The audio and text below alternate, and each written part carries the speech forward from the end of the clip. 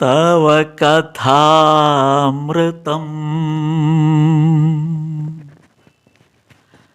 തപ്തജീവനം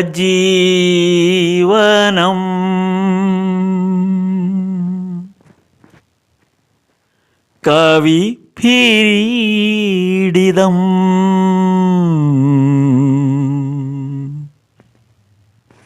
കൽമഷാപഹം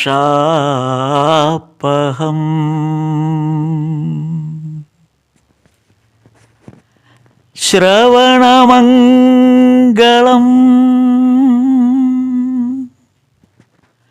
ശ്രീമദാത്തദം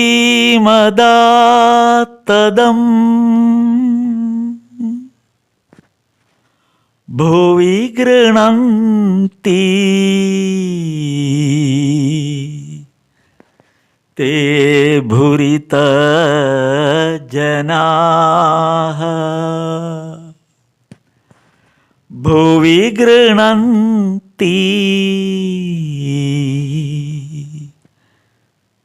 തേ ഭുരിത ജനാഃ. ജയ് ശ്രീരാമകൃഷ്ണ. ശ്രീരാമകൃഷ്ണ വചനാമൃതം വോള്യം 1 ഭാഗം 2 അധ്യായം 7 നമ്മൾ കഴിഞ്ഞ തവണ തുടർന്നു വന്നത്. ഇത്തവണയും 7 തുടരുകയാണ്. അപ്പോൾ കഴിഞ്ഞ തവണ നമ്മൾ ഇവിടെ ഭഗവാനെ കാണാൻ വന്ന 2 പേരെ കുറിച്ചാണ് പരാമർശം ആരംഭിച്ചത്. അതിൽ ഒരാൾ, ആദ്യത്തെ ആൾ കേദാർനാഥ് ചാറ്റർജി, രണ്ടാമത്തെ ആൾ താരകൻ, അതായത് താരക്നാഥ് ഘോഷാൽ. അവരെക്കുറിച്ചാണ് ഇത്തവണ പറയുന്നത്. അതിൽ കേദാരൻ കഴിഞ്ഞ തവണ പറഞ്ഞു, ഇത്തവണ നമ്മൾ താരകനെക്കുറിച്ച് പറഞ്ഞു തുടരുന്നു. അപ്പോൾ ഭഗവാൻ അറിയാം, യോഗദൃഷ്ടി കൊണ്ട് ഇവരെല്ലാം ഓരോരുത്തരായിട്ട് വരുന്നവരാരൊക്കെയാണെന്ന് ഭഗവാന് യോഗദൃഷ്ടി കൊണ്ട് അറിയാൻ കഴിയും. അതുകൊണ്ട് ഭഗവാന് നേരത്തെ അറിയാം ആരൊക്കെയാണ് വരുന്നത് എന്ന്. ഭഗവാന് നേരത്തെ അറിയാം ഓരോരുത്തർ ആരൊക്കെയാണ് വരുന്നതെന്ന്. അപ്പോൾ ഈ 1883 ജൂൺ ആണ് നമ്മളിത് വായിക്കുന്ന ഭാഗം. 1883 ജൂൺ.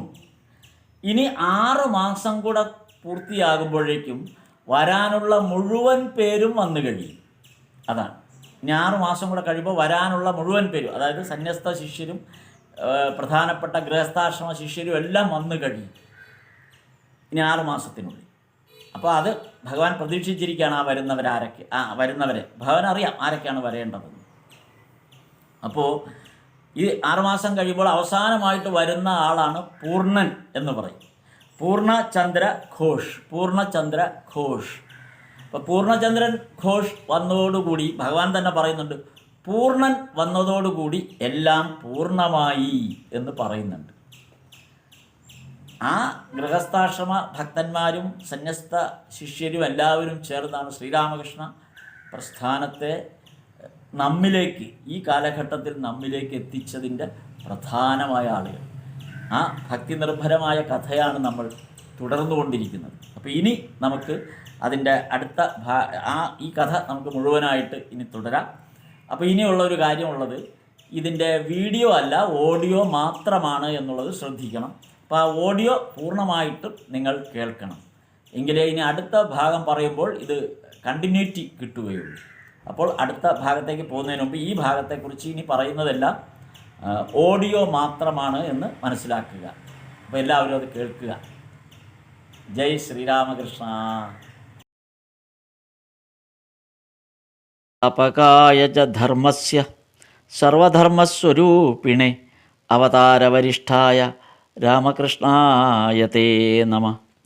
ലജ്ജാപടാവൃതേ നിത്യം ശാരദേ ജ്ഞാനദായികേ പാപേഭ്യോ ന സദാ രക്ഷ കൃപാമയി നമോസ്തുതേ. നമഃ ശ്രീയതിരാജായ വിവേകാനന്ദസൂരയേ സച്ചിത് സുഖസ്വരൂപായ സ്വാമിനേ താപഹാരിണേ. അപ്പോൾ നമ്മളിവിടെ ഭഗവാന്റെ അടുത്തേക്ക് വരുന്നവർ ഭഗവാൻ മുൻകൂട്ടി അറിയുന്നവർ തന്നെയാണ് എന്ന് ഇപ്പോൾ പറഞ്ഞു. അപ്പോൾ അങ്ങനെ മുൻകൂട്ടി അറിയാവുന്ന അല്ലെങ്കിൽ ഭഗവാന്റെ അടുത്തേക്ക് എത്തുന്നവരിൽ പ്രധാനപ്പെട്ട ആളുകളെയൊക്കെ ഭഗവാൻ തിരിച്ചറിഞ്ഞിരുന്നു. ഭഗവാൻ അറിയാം ഇവർ എൻ്റെ അടുത്ത് വരാനുള്ളതാണ്, അല്ലെങ്കിൽ ഇവർക്ക് എൻ്റെ അടുത്ത് വന്നാൽ ഈ ലോകത്തോട് ചെയ്യേണ്ട ജോലി എന്താണ് എന്ന് അവരെ ബോധ്യപ്പെടുത്തണം. അല്ലെങ്കിൽ ആ ജോലി ഏറ്റെടുക്കാൻ വന്ന ഓരോ വോളണ്ടിയേഴ്സാണ് അവർ പലതരത്തിൽ. അപ്പം അങ്ങനെ കണ്ടിട്ടുള്ള കൂട്ടത്തിൽ ഇവിടെ പറയുന്ന നമ്മളിപ്പോൾ പറഞ്ഞ കേദാരനും താരകനും രണ്ടുപേര് വന്ന കാര്യമാണ് നമ്മളിപ്പോൾ പറഞ്ഞു വരുന്നത്. അപ്പോൾ അതിൽ കേദാരനില്ല, അതേസമയം താരകനുണ്ട്. അതാണ് വ്യത്യാസം. അപ്പോൾ എന്തുകൊണ്ടാണ് കേദാരനില്ല അല്ലെങ്കിൽ താരകനുണ്ട് എന്ന് പറയാൻ കാരണം? അപ്പോൾ വചനാമൃതത്തിൽ അത് ബോധ്യപ്പെടുത്തുന്നൊരു ഭാഗമുണ്ട്. അത് നമ്മൾ ഇപ്പോൾ ഈ വായിക്കുന്ന 7-ാം ഭാഗത്തിൽ തന്നെയാണ് അതുള്ളത്. അപ്പം അതിൽ തന്നെ പറയുന്നു, കാളീകോവിലിൽ നിന്ന് ഭഗവാൻ ഇറങ്ങി, ശ്രീരാമകൃഷ്ണദേവൻ ഇറങ്ങി വന്നു. അപ്പോൾ കേദാരനെയും കണ്ടു, താരകനെയും കണ്ടു. ഭഗവാൻ നോക്കുമ്പോൾ ക്ഷേത്രത്തിൻ്റെ മുന്നിൽ, ആ ശ്രീകോവിലിൻ്റെ മുന്നിൽ കേദാരനും നിൽക്കുന്നുണ്ട്, താരകനും നിൽക്കുന്നുണ്ട്. ആ സമയം ഭഗവാൻ കേദാരനോട് അല്ല മൈൻഡ് ചെയ്തത്, അല്ലെങ്കിൽ കേദാരനെ അല്ല ശ്രദ്ധിച്ചത്, പകരം താരകൻ്റെ അടുത്തേക്കാണ് ചെന്നത്. എന്നിട്ട് താരകൻ്റെ കവിളിൽ തൊട്ടു. അങ്ങനെ കവിളിൽ തൊട്ടുകൊണ്ട് സ്നേഹം കാണിച്ചു. നോക്കൂ, ഇവിടെ നമ്മൾ ഈ തൊട്ടു സ്നേഹം കാണിച്ചു എന്ന് പറയുന്നത് അണ്ടർലൈൻ ചെയ്ത് മനസ്സിലാക്കണം. കാരണം ഭഗവാന്റെ ശരീരത്തോ അല്ലെങ്കിൽ ഭഗവാനോ തൊടണമെങ്കിൽ, ആ സ്പർശനം ഏൽക്കണമെങ്കിൽ അതിന് പ്രത്യേക തരത്തിൽ ഭഗവാൻ നിശ്ചയിച്ചിട്ടുള്ളവർക്ക് മാത്രമേ അത് സാധ്യമാകൂ. അല്ലാത്ത ആരെങ്കിലും ഭഗവാനെ തൊട്ടാൽ ഭഗവാന് പൊള്ളുന്ന പോലെ വേദനയാണ്, നീറ്റലാണ്. പൊള്ളുന്ന പോലെ ഒരു നീറ്റലും വേദനയും എല്ലാം കൂടെയാണ്. അതിങ്ങനെ പലരും തൊടുന്ന സന്ദർഭത്തിൽ അത് അനുഭവിക്കുന്നതായിട്ട് നമ്മൾ വചനാമൃതം വായിക്കുമ്പോൾ നമുക്കറിയാം. അങ്ങനെ ആരും തൊടാൻ സമ്മതിക്കില്ല. അപ്പോൾ ഇവിടെ നോക്കൂ, ഭഗവാൻ കേദാരനെ അവിടെ ചെന്ന് തൊട്ട് കവിളിൽ തലോടുകയാണ് ചെയ്തത്. അതേസമയം ക്ഷമിക്കണം, ഇവിടെ നമ്മൾ ശ്രദ്ധിക്കേണ്ടത് താരകൻ്റെ അടുത്ത് ചെന്ന് താരകൻ്റെ കവിളിലാണ് തൊട്ട് സ്നേഹം കാണിച്ചത്. അതേസമയം കേദാരനെ സ്പർശിച്ചില്ല. അപ്പം അതുകൊണ്ടാണ് കേദാരനോടുള്ള മനോഭാവം എന്തായിരിക്കും, അല്ലെങ്കിൽ താരകനോടുള്ള മനോഭാവം എന്താ, അല്ലെങ്കിൽ താരകൻ തിരഞ്ഞെടുക്കപ്പെട്ടതിലൊരാളാണ് എന്നുള്ളതിൻ്റെ വ്യക്തത വരുന്നത് ഇവിടെ വച്ചാണ്. അല്ലെങ്കിൽ അത് മനസ്സിലാക്കേണ്ടത് ഈ ഒരു സന്ദർഭത്തിലാണ്. അപ്പോൾ താരകനെ കണ്ടിട്ട് ശ്രീരാമകൃഷ്ണദേവന് വലിയ ആനന്ദമുണ്ടായി എന്നാണ് പറയുന്നത്, താരകനെ കണ്ടിട്ട്. അതേസമയം കേദാറിൻ്റെ ഭാഗം പറയുന്നത് നമുക്കിവിടെ ശ്രദ്ധിക്കാൻ പറ്റും. അത് വചനാമൃതം വോള്യം 1 267 പേജിൽ നമുക്കത് മനസ്സിലാവും. ആ ഭാഗം വായിക്കുമ്പോൾ നമുക്കത് മനസ്സിലാവും. നമുക്ക് ആ ഭാഗം ഒന്ന് എടുത്തു നോക്കാം. എന്താണ് ഭഗവാൻ അവിടെ പറയുന്നത്? 267.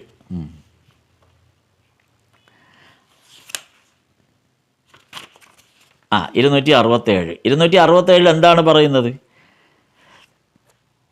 കേദാരൻ ചില പ്രത്യേക തരം ആചാരങ്ങളിൽ വിശ്വസിക്കുന്നവനായിരുന്നു. ഗുരുദേവൻ്റെ കാലിലെ പെരുവിരലിൽ കേദാരൻ പിടിച്ചിരിക്കുന്നു. അതുവഴി ശക്തി സഞ്ചാരമുണ്ടാകുമെന്നാണ് വിചാരം. അതെ, ഭഗവാന്റെ ആ പെരുവിരലിൽ ഇങ്ങനെ തൊട്ടാൽ ഭഗവാനിലുള്ള ആ ശക്തി തൻ്റെ ഉള്ളിലേക്ക് പ്രവഹിക്കും എന്നാണ് കേദാരൻ വിചാരിച്ചു വച്ചിരിക്കുന്നത്. അപ്പോൾ ഗുരുദേവൻ ഇങ്ങനെ സമാധിയവസ്ഥയിലായിരുന്നു, ഭാവാവിഷ്ടനായിട്ടിരിക്കുമ്പോഴാണ് ഇതൊക്കെ സംഭവിക്കുന്നത്. പെട്ടെന്ന് ഭാവാവസ്ഥയിൽ നിന്ന് ഗുരുദേവൻ അല്പം ബാഹ്യബോധം വന്നപ്പോൾ ദേവിയോട് പറഞ്ഞു. അപ്പോൾ ഈ കാലിൻ്റെ പെരുവിരലിൽ പിടിച്ചുകൊണ്ടിരിക്കുന്ന കേദാരനെ മനസ്സിലായി, കേദാരൻ പിടിച്ചിട്ടുണ്ടെന്ന്. അപ്പോൾ ദേവിയോട്, അമ്മയോട്, കാളിമാതാവിനോട് ഭഗവാൻ പറയുകയാണ്, ഇങ്ങനെ പ്രാർത്ഥിക്കുക.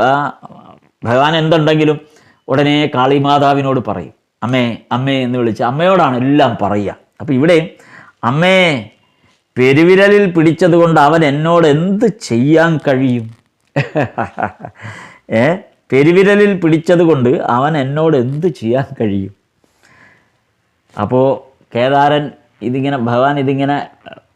ഭഗവാനും കാളിദേവിയോട് പറയുന്നതും പുറമേ ആരും കേൾക്കില്ല. അത് ഭഗവാന്റെ അന്തരംഗമാണ് അത് സംസാരിക്കുന്നത് ഇത്തരം സന്ദർഭത്തിൽ. ഏതായാലും കേദാരൻ വളരെ വിനയത്തോടുകൂടി ഭഗവാൻ ഭാവാവിഷ്ടനായ അവസ്ഥയിൽ നിന്ന് അല്പം ലൗകികമായ ബോധത്തിലേക്ക് ഇറങ്ങി എന്ന് തോന്നിയപ്പോൾ കേദാരൻ വിനയത്തോടെ കയ്യും കൂപ്പി തൊട്ടടുത്ത് തന്നെ ഇരിപ്പായി.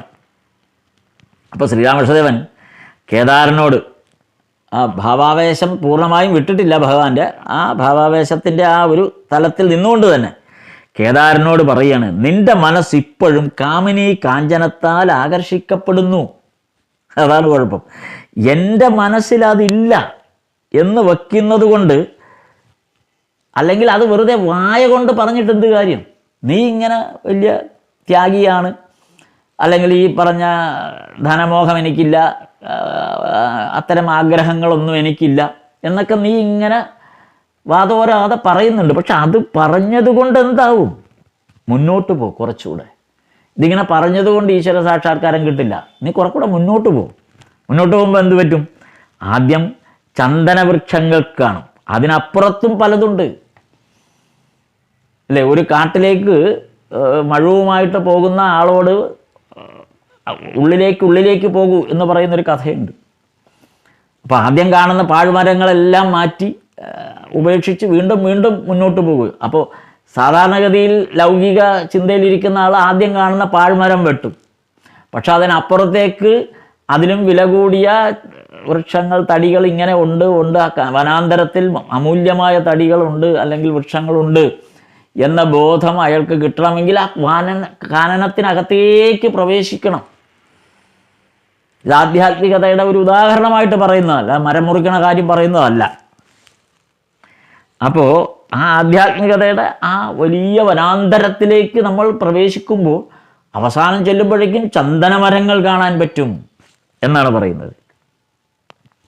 പിന്നെയോ അതും കഴിഞ്ഞ് മുന്നോട്ട് പോകണം, അപ്പോഴാണ് പിന്നെ വെള്ളിഖനി കാണാൻ പറ്റുന്നത്. അതും കഴിഞ്ഞ് മുന്നോട്ട് പോകണം, അപ്പോഴോ സ്വർണ്ണഖനി കാണാം. അവിടെ കൊണ്ട് നിൽക്കരുത്. പലപ്പോഴും അവിടെ വരെ എത്തുമ്പോഴേക്കും, അല്ലെങ്കിൽ വെള്ളിഖനി കാണുമ്പോഴേക്കും തിരിച്ചു വരുന്നവരും കാണും. പക്ഷെ അല്ല, സ്വർണ്ണഖനി അതുമായില്ല. പിന്നെയും പോകുമ്പോൾ വജ്രത്തിൻ്റെ ഖനി കാണാം, പിന്നെ മാണിക്യത്തിൻ്റെ ഖനി കാണാം. അതാണ് അല്പം ഒരു ചൈതന്യോദ്ദീപനം. ആദ്യം തുടക്കത്തിലെ ആ പാഴ്മരം കണ്ടപ്പോഴേ ചൈതന്യോദ്ദീപനം ഉണ്ടായെന്ന് വിചാരിക്കുന്നവരാവാം എല്ലാവരും.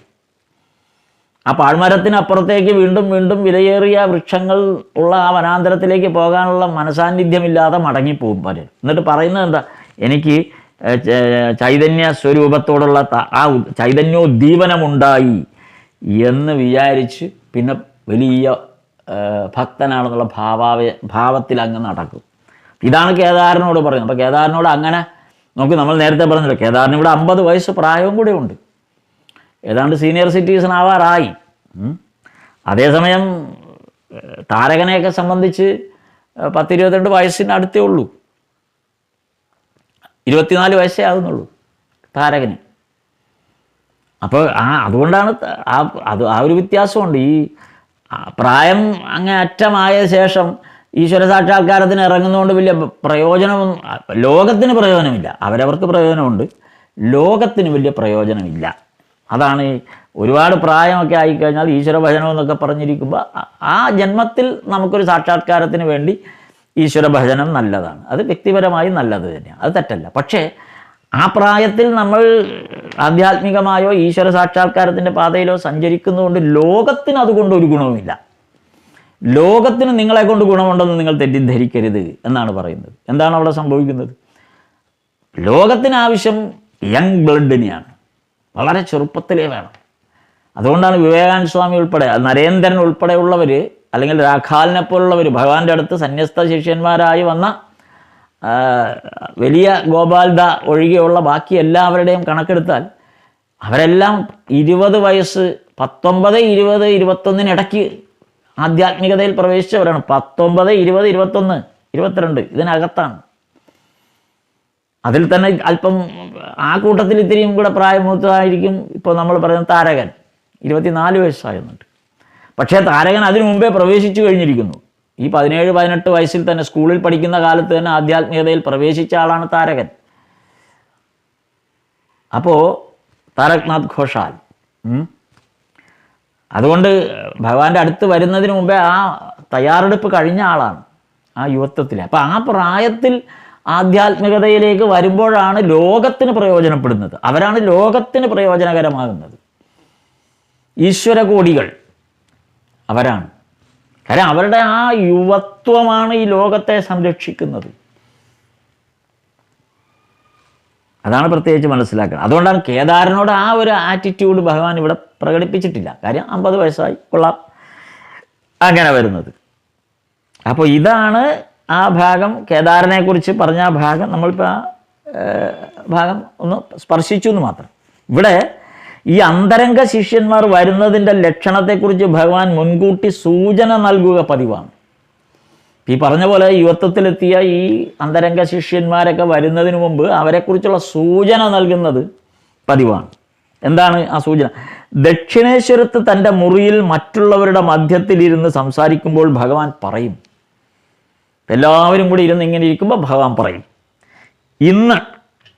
എന്നിട്ട് തെക്കോട്ടോ അല്ലെങ്കിൽ വടക്കോട്ടോ വിരൽ ചൂണ്ടും. നോക്കൂ, ഭഗവാൻ ഇരിക്കുന്നത് ദക്ഷിണേശ്വരത്ത് അദ്ദേഹത്തിൻ്റെ മുറിയിലാണ്. അപ്പോൾ കുറച്ച് ഭക്തന്മാരവിടെ തറയിലൊക്കെ ഇരിപ്പുണ്ടാവും. അപ്പം അവിടെ ഇരിക്കുമ്പോൾ ചില ദിവസങ്ങളിൽ ഭഗവാൻ ചിലപ്പോൾ തെക്കോട്ട് കൈ ചൂണ്ടിയിട്ട് പറയും, അല്ലെങ്കിൽ വടക്കോട്ട് കൈ ചൂണ്ടിയിട്ട് പറയും. എന്തു പറയും? അവിടെ നിന്നൊരാൾ വരുന്നുണ്ട്. ഏത്? തെക്കോട്ട് കൈ ചൂണ്ടിയിട്ട് പറയുകയാണ്, അവിടെ നിന്നൊരാൾ വരുന്നുണ്ട്. കൃത്യമായി കുറച്ച് കഴിയുമ്പോൾ ആ ആൾ അവിടെ എത്തിയിരിക്കും. നോക്കൂ, അത്ഭുതകരമാണ് ആ സംഭവം. കൃത്യമായിട്ട് ഒരാൾ അവിടെ എത്തിയിരിക്കും. അപ്പോൾ തന്നെ ഭഗവാൻ പറയും, നീ ഇവിടുത്തെ ആളാണ്. ഭഗവാൻ ഇവിടുത്തെ എന്ന് പറയുമ്പോൾ എൻ്റെ എന്നാണ് അർത്ഥം. ഞാൻ എന്ന് ഭഗവാൻ സംബോധന ചെയ്യില്ല. അതുകൊണ്ട് ഇവിടെ, ഇവിടുത്തെ എന്നൊക്കെ പറയുള്ളൂ. അപ്പോൾ നീ ഇവിടുത്തെ ആളാണ്, അതായത് നീ എൻ്റെ ആളാണ് എന്നർത്ഥം. എന്നിട്ട് വന്ന ആളിനോട് പറയും, നിന്നെ എത്ര നാളായിട്ട് ഞാനിവിടെ പ്രതീക്ഷിച്ചിരിക്കുകയാണെന്ന് അറിയാമോ? നിന്നെ എത്ര കാലമായി കാത്തിരിക്കുന്നു. അന്തരംഗരെ മാത്രമല്ല, ഗൃഹസ്ഥ ശിഷ്യരെയും ഇങ്ങനെ പ്രതീക്ഷിച്ച് ഭഗവാൻ ഇരുന്നിട്ടുണ്ടെന്ന് നമ്മൾ മുൻപ് പല തവണ പറഞ്ഞിട്ടുണ്ട്. ബലറാം ബോസൊക്കെ വരുമ്പോൾ അല്ലേ, അവരൊക്കെ വരുന്ന സമയത്ത് വരുമ്പോഴേ അറിയാം നീ എൻ്റെ അടുത്ത് വരേണ്ടവനാണ്. ബലറാം ബോസുമൊക്കെ ഗൃഹസ്ഥാശ്രമ ഭക്തന്മാരിൽ അഗ്രഗണ്യന്മാരാണ്. കുടുംബത്തോടൊപ്പം നിൽക്കുകയും ഭഗവത് സേവ ചെയ്യുകയും ചെയ്യും. അവരൊക്കെ ഭഗവത് സേവ ചെയ്ത് കൂടെ നിൽക്കുന്നവരാണ്. ഭഗവാന്റെ എല്ലാ കാര്യങ്ങളും ചെയ്യും. ഇപ്പോൾ സുരേന്ദ്രനാഥ മിത്ര ഭഗവാന്റെ എല്ലാ കാര്യങ്ങളും ചെയ്യുന്ന ആളുകളിൽ ഒരാളാണ് സുരേന്ദ്രനാഥ മിത്ര. അപ്പോൾ ആ തരത്തിൽ രാമചന്ദ്രദത്ത, ആദ്യം വന്ന ആൾ രാമചന്ദ്രദത്ത, ഫസ്റ്റ് പേഴ്സൺ ദക്ഷിണേശ്വരത്ത് ഭഗവാന്റെ അടുത്ത് വന്ന ആദ്യത്തെ ഗൃഹസ്ഥ ഭക്തൻ രാമചന്ദ്രദത്ത. അവരൊക്കെ അങ്ങനെ ഗൃഹസ്ഥാശ്രമികളും ഉണ്ട് ഈ കൂട്ടത്തിൽ.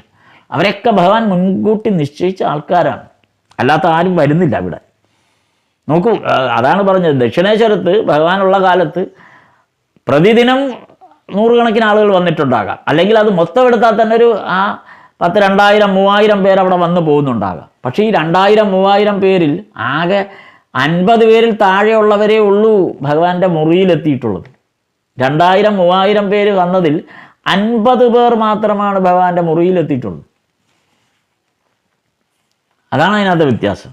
ഈ 50 പേരോട് ഭഗവാൻ പറയുന്നതാണ് ഇന്ന് നമ്മൾ ഈ ലോകം മുഴുവൻ കേൾക്കുന്നത്. നമ്മൾ ഉൾപ്പെടെയുള്ളവർ ഇവിടെ ഇരുന്ന് കേൾക്കുന്നത് ഈ 50 പേരോട് പറഞ്ഞതാണ്. അതിൽ 10, 16, 19 പേരോളം വരുന്നുണ്ട് സന്യസ്ത മേഖലയിലേക്ക് വന്നവർ.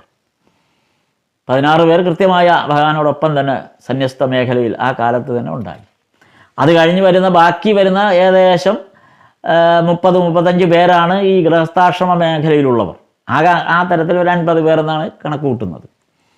ഗിരീഷ് ചന്ദ്ര ഘോഷിനെ പോലുള്ള നാടകാചാര്യന്മാർ, അങ്ങനെയുള്ള ധാരാളം പേർ. അപ്പോൾ അവരൊക്കെ അവിടെ വരുമ്പോൾ അവരിലൂടെയാണ് പിന്നീട് ഈ ലോകം ഭഗവാന്റെ ആ അവതാര മഹിമയെ നമുക്ക് പകർന്നു കിട്ടിയത് അവരുള്ളത് കൊണ്ടാണ്. അപ്പം അവരൊക്കെ ചെയ്ത വലിയ പുണ്യത്തിൻ്റെ ഭാഗമാണ് നമ്മൾ ഇന്ന് അനുഭവിക്കുന്ന ഈ ആധ്യാത്മികമായ ആനന്ദം. ഇപ്പം നമ്മളേറെ കടപ്പെട്ടിരിക്കുന്നു അവരോടൊക്കെ. അപ്പം ഇങ്ങനെ വരുന്നവർ ഭാവിയിൽ ഏത് നിലയ്ക്ക് പ്രവർത്തിക്കേണ്ടവരാണെന്നും ഭഗവാന് നിശ്ചയമുണ്ട്. അതാണ് ഇങ്ങനെ വരുന്നവർ അവരേത് നിലയിലാണ് ഭാവിയിൽ പ്രവർത്തിക്കുന്നതെന്ന് നിശ്ചയമുണ്ട്. എന്നാൽ മാസ്റ്റർ മഹാശയനോട് അങ്ങനെ പറഞ്ഞിട്ടുമില്ല. അതാണ് മാസ്റ്റർ മഹാശയനോട് ഈ മറ്റ് ആളുകളോട് പറഞ്ഞ പോലെ ഒന്നും മാസ്റ്റർ മഹാശയനോട് പറഞ്ഞിട്ടില്ല. മാസ്റ്റർ മഹാശയനെ മറ്റൊരു തരത്തിലാണ് പരുവപ്പെടുത്തിയെടുത്തത്. കാരണം അത് ആ ഭാഗവതം എഴുതേണ്ട ആളാണ്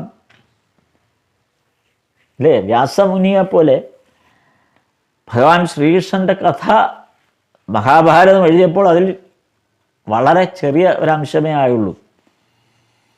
ആ മഹാഭാരത കഥയിൽ ഭഗവാന്റെ കഥ, ഭഗവാനെ വർണ്ണിക്കാൻ, അതാണ് എൻ്റെ ഭഗവാനെ വർണ്ണിക്കാൻ കുറച്ച് അവസരമേ അതിനകത്ത് ഉണ്ടായുള്ളല്ലോ എന്നുള്ള അത്യഗാധമായ ദുഃഖത്തിൽ നിന്നാണ് പിന്നീട് ഭാഗവതം ഉണ്ടാകുന്നത്. അത് മുഴുവനും ഭഗവാൻ മാത്രം. അപ്പോൾ അതേപോലെ ശ്രീരാമകൃഷ്ണദേവൻ്റെ അടുത്ത് വന്ന് ആധ്യാത്മിക കാര്യങ്ങൾ പഠിക്കുകയും അത് ലോകത്തിന് വിളമ്പുകയും ചെയ്യുന്ന ധാരാളം പേര് വന്നിട്ടുണ്ട്. ധാരാളം എന്ന് വെച്ചാൽ ഈ പറഞ്ഞ 50 പേര് അല്ലെങ്കിൽ ഈ 16 പേര് ഒക്കെ ഉണ്ട്. പക്ഷേ ഭാഗവതം, ഭഗവാന്റെ ആ വചനം ഇന്ന് നമ്മൾ കേൾക്കുകയും പഠിക്കുകയും വായിക്കുകയും ചെയ്യുന്ന നമ്മൾ നേരിട്ട് കേൾക്കുന്നതാണ്. ഭഗവാന്റെ അതേ ഭാഷയിൽ കേൾക്കുക, ഭഗവാൻ പറഞ്ഞ അതേ വാക്കുകളിലൂടെ കേൾക്കുക, അതേ സംഭാഷണമാണ് നമ്മൾ കേൾക്കുന്നത്. അത് എഴുതാൻ നിയോഗിക്കപ്പെട്ടയാളാണ് മാസ്റ്റർ മഹാശയൻ മഹേന്ദ്രനാഥ ഗുപ്ത. അപ്പോൾ ആ ആളെ പരുവപ്പെടുത്തിയത് വേറെ തലത്തിലാണെന്നാണ് പറയുന്നത്. കാരണം 5ാമത്തെ വയസ്സിൽ തൊട്ട് തലോടി വിട്ടതാ മാസ്റ്റർ മഹാശയനെ, മഹേന്ദ്രനാഥ ഗുപ്തയെ. ആ കഥ നമുക്കറിയാമല്ലോ അല്ലേ, നേരത്തെ നമ്മളത് പറഞ്ഞിട്ടുണ്ട്. 5ാമത്തെ വയസ്സിൽ, അത് അമ്മയോടൊപ്പം ഉത്സവം കാണാൻ പോയ സമയത്ത് ദക്ഷിണേശ്വരത്ത് വന്ന് അവിടുത്തെ ആൾത്തിരക്കിനെതിർപ്പെട്ട് ഒറ്റപ്പെട്ടു പോയി. അപ്പോൾ ഒറ്റപ്പെട്ടു പോയ ആ കുഞ്ഞ് 5 വയസ്സ് പ്രായം, 4-5 വയസ്സ്, 4 കഴിഞ്ഞ് 5 ആവുന്ന ആ പ്രായം, ആ കുഞ്ഞ് ആ ആൾത്തിരക്കിൽ ഒറ്റപ്പെട്ട് നിന്ന് അമ്മയെ കൈവിട്ടു പോയി നിന്ന സമയത്ത് ഒരു യുവാവായ ശ്രീരാമകൃഷ്ണദേവൻ, അപ്പോൾ ശ്രീരാമകൃഷ്ണദേവനാണെന്ന് ആ കുഞ്ഞിനൊന്നും അറിയില്ലല്ലോ. അപ്പോൾ ആ യുവാവായ ഒരാൾ പെട്ടെന്ന് അടുത്ത് വന്നിട്ട് ഈ കുഞ്ഞ് ആരുടേതാണ് എന്ന് ചോദിച്ച് ആ അമ്മയുടെ അടുത്തേക്ക് എത്തിക്കുന്നുണ്ട്. അത് ശ്രീരാമകൃഷ്ണദേവൻ. അപ്പം അന്ന് എൻ്റെ കുഞ്ഞാണ് ഇവൻ എന്ന കരുതൽ ശ്രീരാമകൃഷ്ണദേവനുണ്ട് എന്നുള്ളതിൻ്റെ തെളിവാണ്. ആ കുഞ്ഞാണ് പിന്നീട് വളർന്ന് വലുതായപ്പോൾ കുടുംബത്തിൻ്റെ ഉള്ളിലുണ്ടായ അസ്വാരസ്യങ്ങൾ കൊണ്ട് ആത്മഹത്യ ചെയ്യണമെന്ന ആഗ്രഹത്തോടു കൂടി വീട് വിട്ടിറങ്ങി അവസാനം മരുമകൻ സിദ്ധുവിനോടൊപ്പം ദക്ഷിണേശ്വരത്ത് തൻ്റെ ആത്മനാഥൻ്റെ അടുത്തേക്ക് എത്തുന്നത്. അപ്പം അങ്ങനെയാണ് ഭഗവാൻ മാസ്റ്റർ മഹാശയനെ കരുതി കൂടെ കൂട്ടിയിരിക്കുന്നത്. എന്നാൽ അങ്ങനെയുള്ള ഒരാളായതുകൊണ്ട് പൂർണ്ണമായും അങ്ങ് എടുക്കുകയല്ല ചെയ്തത് ഭഗവാൻ. ഈ മാസ്റ്റർ മഹാശയനിൽ അല്പം അഹന്തയുണ്ടായിരുന്നു, അഹന്ത. കാരണം ഇംഗ്ലീഷ് വിദ്യാഭ്യാസം കഴിഞ്ഞപ്പോൾ ഉണ്ടായ ഒരു അഹന്തയാണത്. അങ്ങനെയാണ് സാധാരണ.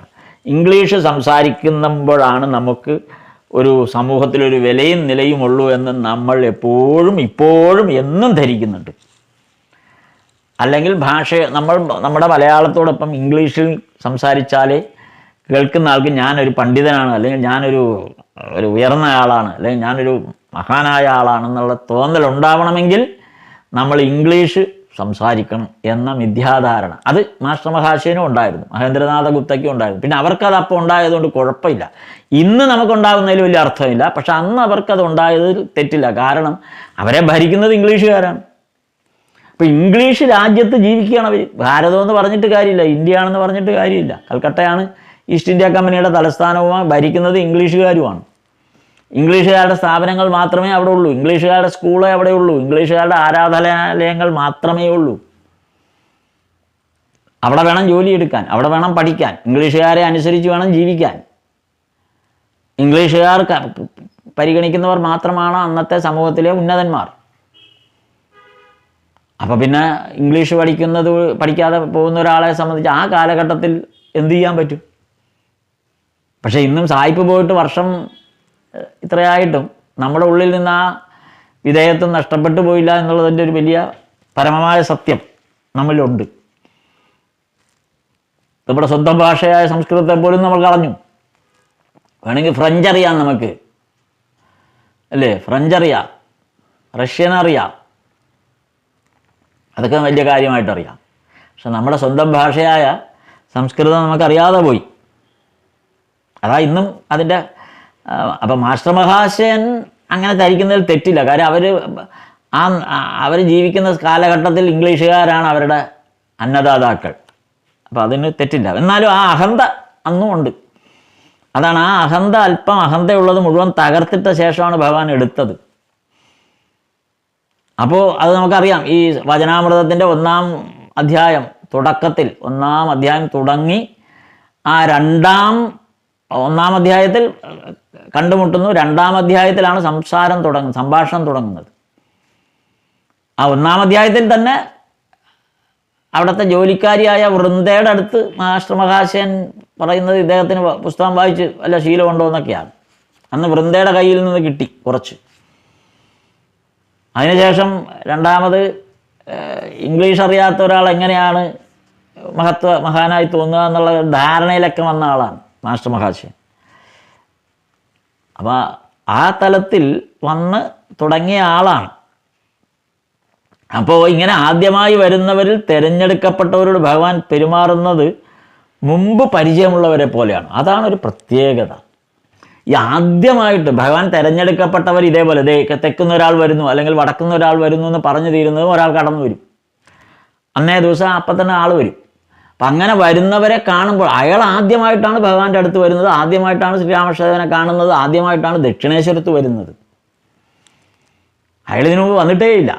അങ്ങനെ വന്ന ആളോട് ഭഗവാൻ സംസാരിക്കുന്നത് യഥാർത്ഥത്തിൽ മുൻ പരിചയമുള്ള, വളരെയധികം പരിചയമുള്ള ഒരാൾ വന്നാൽ എങ്ങനെ ഇരിക്കും അതുപോലാണ്, പരിചയമുള്ളവരെ പോലെയാണ്. അത് ലീലാമൃതത്തിൽ ആ ഒരു സന്ദർഭത്തെക്കുറിച്ച് ശാരദാനന്ദ സ്വാമികൾ എഴുതിയിട്ടുണ്ട്, ഈ ഒരു പരിചയഭാവത്തെക്കുറിച്ച് വരുന്നത്. അപ്പോൾ ലീലാമൃതത്തിൽ അത് പറയുന്നത് മേൽപ്പറഞ്ഞ കൂട്ടത്തിൽപ്പെടുന്ന ഭക്തന്മാരിൽ അധികം പേരും, അതായത് നമ്മൾ നേരത്തെ പറഞ്ഞ ഇതുപോലെ ഭഗവാന്റെ അടുത്ത ആളുകളാണെന്ന് ഭഗവാൻ മുൻകൂട്ടി അറിയാവുന്ന ആളുകൾ, അതിലധികം പേരും 1883 മധ്യഭാഗം മുതൽ ഏതാണ്ട് 1884 മധ്യം വരെ, 83 പകുതി മുതൽ 84 പകുതി വരെയുള്ള ആ സമയം, അപ്പോൾ ഒരു വർഷം അതിനകത്ത് ഗുരുദേവൻ്റെ ശ്രീരാമകൃഷ്ണദേവൻ്റെ സമീപത്ത് എത്തിക്കഴിഞ്ഞു. നരേന്ദ്രൻ അക്കാലത്ത് കുടുംബത്തിലെ ദാരിദ്ര്യവും കഷ്ടപ്പാടുകളുമായി ഏറ്റുമുട്ടി കഴിയുകയായിരുന്നു. രാഘാൽ കുറച്ചു കാലമായി വൃന്ദാവനത്തിൽ പോയിരിക്കുകയാണ്. ഇങ്ങനെ ഓരോരുത്തർ ഓരോ ഘട്ടത്തിലുള്ളവരാണ് എന്ന് സൂചിപ്പിക്കുകയാണ് ഇതിൽ. അപ്പോഴാണ് ഈ പറയുന്നത് തെക്ക് നിന്ന് അല്ലെങ്കിൽ വടക്കോട്ടൊക്കെ വിരൽ ചൂണ്ടിൻ്റെ അവിടെ നിന്ന് ഒരാൾ വരുന്നുണ്ടെന്നൊക്കെ പറയും. അപ്പം ഇങ്ങനെ തൻ്റെ അടുത്തേക്ക് വരുന്നവരോട് പറയാറുണ്ടായിരുന്നു, അല്ലെങ്കിൽ ആ വന്നവരോട് ഭഗവാൻ ആ തരത്തിൽ, എങ്ങനെയാണ് ആ തരത്തിൽ, ആദ്യമായി നേരിട്ട് കണ്ടതിന് ശേഷം അവരെ വീണ്ടും കാണുവാനും ഊട്ടുവാനും ഏകാന്തത്തിൽ അവരുമായി വളരെ അടുത്ത് ആധ്യാത്മിക വിഷയങ്ങൾ ചർച്ച ചെയ്യാനും സംസാരിക്കാനും വളരെ താല്പര്യം കാണിച്ചിരുന്നു ഇങ്ങനെ വരുന്നവരോട്, ആ തിരഞ്ഞെടുക്കപ്പെട്ടവരോട്. അപ്പോൾ വന്ന ആളുകളുടെ സ്വഭാവവും സംസ്കാരവും കൂടി ലക്ഷ്യം വെച്ച് അതിനു മുമ്പ് വന്നിട്ടുള്ള അതേ സംസ്കാരത്തോട് കൂടിയ ഒരു ഭക്തനുമായി അയാളെ പരിചയപ്പെടുത്തി കൊടുക്കും. അങ്ങനെയാണ്. ഇപ്പോൾ വന്ന ഒരാൾ, അതിനു മുമ്പ് വന്ന ഒരാൾ ആ കൂട്ടത്തിൽ ഇപ്പോൾ ഇരിപ്പുണ്ട്, അല്ലെങ്കിൽ വന്നവർ അങ്ങനെ ആ കൂട്ടത്തിൽ ഇരിപ്പോൾ അവരെ തമ്മിൽ പരിചയപ്പെടുത്തി. അതെ, നീ നരേന്ദ്രനുമായിട്ടൊന്ന് സംസാരിക്കൂ, അല്ലെങ്കിൽ നീ രാഘാലുമായിട്ടൊന്ന് സംസാരിക്കൂ, അല്ലെങ്കിൽ നീ ഇന്നയാളുമായിട്ടൊന്ന് സംസാരിക്കൂ. അങ്ങനെ അവരെ തമ്മിലൊന്ന് പരിചയപ്പെടുത്തി കൊടുക്കും. എന്നിട്ട് അവരോട് ഒന്നിച്ചിരുന്ന് സംസാരിക്കാൻ പറയും. അപ്പോൾ ആ തരത്തിൽ അവർക്ക് തമ്മിൽ മിങ്കിൾ ചെയ്യാനായിട്ടുള്ളൊരു സൗകര്യം ഭഗവാൻ അവിടെ ഒരുക്കി കൊടുക്കും. എന്നിട്ട് അവരിൽ ചിലരുടെ വീട്ടിൽ ഭഗവാൻ ക്ഷണിക്കാതെ തന്നെ അവിടെ ചെന്ന് കയറും. വീട്ടിൽ അവർ ക്ഷണിക്കൊന്നും വേണ്ട, എന്നാലും ഭഗവാൻ സന്തോഷത്തോടെ അവിടെ പോകും. എന്നിട്ട് അവരുടെ രക്ഷിതാക്കന്മാരെയൊക്കെ പറഞ്ഞ് കാര്യങ്ങൾ ധരിപ്പിക്കും. കാര്യം വരുന്നവർ ചെറുപ്പക്കാരാണെങ്കിൽ അവരുടെ വീട്ടിലുള്ള അച്ഛനും അമ്മയ്ക്കൊക്കെ വ്യാകുലത കാണും. ഇങ്ങനെ ശ്രീരാമകൃഷ്ണദേവൻ്റെ അടുത്ത് അല്ലെങ്കിൽ ഇതുപോലെ ആധ്യാത്മിക പാതയിൽ പോയി ഇവൻ കുടുംബത്തിന് ഉപകരിക്കാതെ പോകുമോ എന്നുള്ള ഭയം കൊണ്ട്, സ്വാർത്ഥത കൊണ്ട് സംഭവിക്കും. അപ്പോൾ അവിടെ പോയി അവരെയൊക്കെ സന്തോഷിപ്പിച്ച്, അങ്ങനെ ഈ ചെറുപ്പക്കാരായവർ തൻ്റെ അടുത്ത് വരുന്നതിനെ ഈ മാതാപിതാക്കൾ മുടക്കാതിരിക്കാൻ വേണ്ടി ഭഗവാൻ അവരുമായിട്ട് വേണ്ട രീതിയിൽ നല്ല ഒരു ഉപദേശം കൊടുക്കും. അങ്ങനെയാണ് ഈ ഭക്തന്മാരെയും അല്ലെങ്കിൽ ഈ അന്തരംഗ ശിഷ്യന്മാരെയൊക്കെ ഈ ഇങ്ങോട്ടുള്ള വഴി തെളിച്ചു കൊണ്ടിരുന്നത് എന്ന് ശാരദാനന്ദ സ്വാമികൾ ലീലാമൃതത്തിൽ ഭംഗിയായിട്ട് എഴുതിയിട്ടുണ്ട്. അപ്പോൾ ഈ തരത്തിൽ ആണ് ഓരോരുത്തരും വരുമ്പോൾ ഭഗവാന്റെ രീതി എന്ന് പറയുകയായിരുന്നു ഈ ഭാഗത്ത്. ഇവിടെ നമ്മളിപ്പോൾ പരാമർശിച്ച് വരുന്നത് താരകനെ കുറിച്ചാണ്. താരകൻ ആ അന്തരംഗ ശിഷ്യന്മാരിൽ ഒരാളായിട്ട് വരേണ്ട ആളാണ് മുൻകൂട്ടി അറിഞ്ഞ്. അപ്പം താരകനെക്കുറിച്ച് മാസ്റ്റർ മഹാശയൻ പറയുന്നൊരു കാര്യമുണ്ട്. ഈ വചനാമൃതം എഴുതിയപ്പോൾ താരകനെക്കുറിച്ച് മാസ്റ്റർ മഹാശയൻ പറയുന്നൊരു കാര്യമുണ്ട്. ഈ താരകൻ വന്ന സമയത്തൊക്കെ ആരോടും സംസാരിക്കില്ല, തികച്ചും ഒരു അന്തർമുഖനായിട്ട് ഇങ്ങനെ ഇരിക്കും. അപ്പം ആദ്യം വന്നത് രാമചന്ദ്ര ദത്തയുടെ കൂടെയാണ്. രാമചന്ദ്ര ദത്തയാണ്, ഞാൻ നേരത്തെ പറഞ്ഞു, രാമചന്ദ്ര ദത്തയാണ് ഭഗവാന്റെ അടുത്ത് വന്ന ആദ്യത്തെ ഫസ്റ്റ് പേഴ്സൺ ഗൃഹസ്ഥാശ്രമ ശിഷ്യൻ. ആ രാമചന്ദ്ര ദത്തയാണ് പിന്നീട് സുരേന്ദ്രനാഥ മിത്രയെ കൊണ്ടുവരുന്നതും മനോമോഹൻ മിത്രയെ കൊണ്ടുവരുന്നു. അപ്പം അങ്ങനെയുള്ള പലരുമായിട്ട് രാമചന്ദ്ര ദത്തയുടെ പരിചയം വെച്ച് വന്നവരാണ്. ഈ കൂട്ടത്തിൽ അവരൊക്കെ കുറച്ച് പ്രായമുള്ള ജോലിയൊക്കെ ഉള്ള പ്രമുഖരായ ആൾക്കാരാണ് കൽക്കട്ടയിൽ. ഇവിടെ കുട്ടികൾ, ചെറുപ്പക്കാർ. അപ്പം അങ്ങനെ ചെറുപ്പക്കാരുടെ ഒപ്പമുള്ള ഒരാളാണ് ഈ താരകൻ. ആ താരകനെയും കൂട്ടിയാണ് രാമചന്ദ്ര ദത്ത ശ്രീരാമകൃഷ്ണദേവൻ്റെ അടുത്ത് വരാറ്. അപ്പോൾ ഈ താരകൻ വരുന്നതിൻ്റെ ഒരു താരകൻ്റെ പറഞ്ഞ പോലെ താരകൻ ഈ ആധ്യാത്മികമായ വഴിയിൽ സഞ്ചരിക്കാൻ താല്പര്യപ്പെടുന്ന ഒരാളാണെന്ന് നേരത്തെ തന്നെ ശ്രീരാമകൃഷ്ണദേവൻ്റെ അടുത്ത് വരുന്നതിന് മുമ്പ് തന്നെ ആ ചിന്ത അങ്ങനെയായിരുന്നു. പഠനകാലത്തുമൊക്കെ അതേ ചിന്തയുള്ള ആളായിരുന്നു. പിന്നീട് റെയിൽവേയിൽ ഒരു കോൺട്രാക്റ്റ് ജോലി കിട്ടി. ആ റെയിൽവേ ജോലിയിൽ പ്രവേശിക്കേണ്ടി വന്നു. കാരണം കുടുംബത്തിൻ്റെ കാര്യങ്ങൾ നോക്കാൻ താരകൻ നിയോഗിക്കപ്പെട്ടു. അപ്പോൾ അതിൻ്റെ പേരിൽ താരകന് ജോലി എടുക്കേണ്ടി വന്നു. കുടുംബത്തിന് വേണ്ടി ജോലി എടുക്കേണ്ടി വന്നു. പിന്നെ വിവാഹം കഴിക്കാൻ ഒട്ടും താല്പര്യമില്ലെങ്കിൽ പോലും ഈ സഹോദരിയുടെ കല്യാണം നടക്കാൻ വേണ്ടി ആ ഒരു സഹോദരിയുടെ കല്യാണത്തിന് വേണ്ടിയിട്ട്, അപ്പോൾ അതിന് താരകൻ കല്യാണം കഴിച്ചാൽ താരകൻ്റെ ആ കല്യാണത്തിൽ കിട്ടുന്ന സ്വർണം ഉപയോഗിച്ച് സഹോദരിയുടെ കല്യാണം നടക്കും. അപ്പോൾ അതിനു വേണ്ടി സഹോദരിയുടെ കല്യാണം നടക്കാൻ വേണ്ടി താരകൻ ഒരു കല്യാണം കഴിച്ചു എന്നാണ് പറയുന്നത്. പക്ഷേ താരകൻ്റെ ആധ്യാത്മികമായ സഞ്ചാരത്തിന് ഈശ്വരൻ തന്നെ വഴി തെളിക്കുന്ന പോലത്തെ ഒരു സാഹചര്യം ഉണ്ടല്ലോ ആ ജീവിതത്തിൽ. അതുകൊണ്ടാണ് താരകൻ്റെ വിവാഹശേഷം അധികം കഴിയുന്നതിന് മുമ്പേ താരകൻ്റെ ഭാര്യ മരിച്ചുപോയി. അപ്പോൾ പിന്നെ പൂർണ്ണമായും സ്വതന്ത്രനായി. പിന്നെ രാമചന്ദ്ര ദത്ത നിർബന്ധിച്ചാണ് താരകനെ സ്വന്തം വീട്ടിൽ കൊണ്ട് താമസിപ്പിച്ചു. ഇയാളിങ്ങനെ ആധ്യാത്മികതയിലേക്ക് പ്രവേശിക്കുമ്പോൾ എല്ലാവർക്കും ചെറുപ്പത്തിലാണെങ്കിൽ തന്നെ ആധ്യാത്മികത ചിന്ത ഉണ്ടായി. ഏതാണ്ട് ആധ്യാത്മികതയിലേക്ക് പ്രവേശിക്കാനായിട്ടുള്ള ഒരു ത്വര ഉണ്ടാകുന്ന കാലഘട്ടത്തിൽ എല്ലാ ചെറുപ്പക്കാർക്കും ഒരസന്നിഗ്ധാവസ്ഥയുണ്ടാകും. എന്താ ചെയ്യേണ്ടതെന്ന് അറിയില്ല. ആകെക്കൂടെ ഒരു പരിഭ്രമം, അല്ലെങ്കിൽ ഒന്നും മനസ്സിലാകുന്നില്ല, അല്ലെങ്കിൽ ആകെക്കൂടെ ഒരു നിരാശ, അങ്ങനെ പല പല പല പല പ്രശ്നങ്ങളിൽപ്പെടും. അപ്പം അങ്ങനെയൊക്കെ പ്രശ്നത്തിൽപ്പെട്ടവരെ നേർവഴിക്ക് കൊണ്ടുവരണമെങ്കിൽ സത്സംഗങ്ങൾ ആവശ്യമാണ്. അതുകൊണ്ടാണ് രാമചന്ദ്ര ദത്ത താരകനെ സ്വന്തം വീട്ടിൽ കൊണ്ട് താമസിപ്പിച്ചു. കാരണം അവിടെ താമസിപ്പിക്കാൻ കാര്യമുണ്ട്. ഈ രാമചന്ദ്ര ദത്ത ഇതുപോലുള്ള പലരെയും തൻ്റെ കൂടെ താമസിപ്പിക്കാറുണ്ട് വീട്ടിൽ. അതിൽ 2 പേർ ഓൾറെഡി അപ്പോൾ രാമചന്ദ്ര ദത്തയുടെ വീട്ടിൽ താമസമുണ്ട്. ഒരാൾ നിത്യഗോപാലൻ, മറ്റേ ആൾ ലാട്ടു മഹാരാജ് എന്ന് നമ്മൾ പിന്നീട് വിളിക്കുന്ന ലാട്ടു, അത്ഭുതാനന്ദ സ്വാമികളായി മാറിയ അന്തരംഗ ശിഷ്യന്മാരിൽ ഏറ്റവും പ്രധാനപ്പെട്ട അത്ഭുതകരമായ ഭഗവാന്റെ അത്ഭുതമെന്ന് വിശേഷിപ്പിക്കാവുന്ന വിവേകാനന്ദ സ്വാമിയാണ് പറഞ്ഞത്. ശ്രീരാമകൃഷ്ണദേവൻ്റെ അത്ഭുതങ്ങളിലൊന്ന് ഏതാണെന്ന് ചോദിച്ചാൽ ചൂണ്ടിക്കാണിക്കുന്നത് അത്ഭുതാനന്ദ സ്വാമികളെയാണ്. ലാട്ടു മഹാരാജ് വെറും ഒരു ആട്ടിടയനായിരുന്ന, അക്ഷരം പോലും അറിയാത്ത, സംഭാഷണം പോലും അറിയാത്ത, സ്വന്തം പേര് പോലും പറയാൻ അറിയാത്ത. അപ്പോൾ ആലോചിച്ചാൽ മതി, സ്വന്തം പേരറിയില്ല പറയാൻ. സ്വന്തം പേര് ചോദിച്ചപ്പോൾ ലാട്ടു ലാട്ടു ലത്തോ ലത്തോ എന്നൊക്കെയാണ് പറയുന്നത്. എന്തൊക്കെയോ ഒരു ശബ്ദം മാത്രമേ പ്രകടിപ്പിക്കുന്നുള്ളൂ. അപ്പോൾ സ്വന്തം ശബ്ദം, എന്തോ ഒരു ശബ്ദം, ലാത്തോ ലാത്തോ ലാത്തോ എന്ന് പറയും.